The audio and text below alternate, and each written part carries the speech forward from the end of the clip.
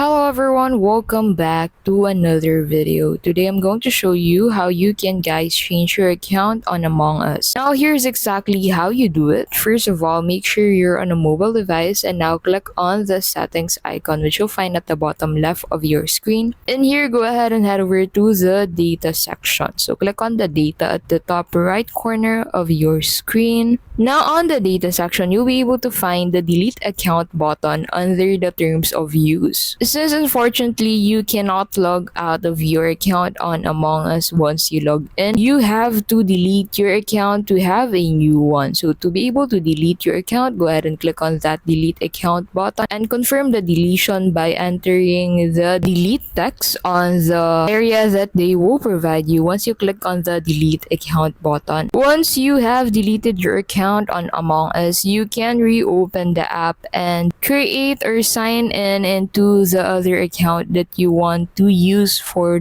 playing Among Us on your device, and that is how you can simply change your account on Among Us. We hope this video helped you out. If it did, please don't forget to give this video a like. Thank you so much for watching and we'll see you in the next video.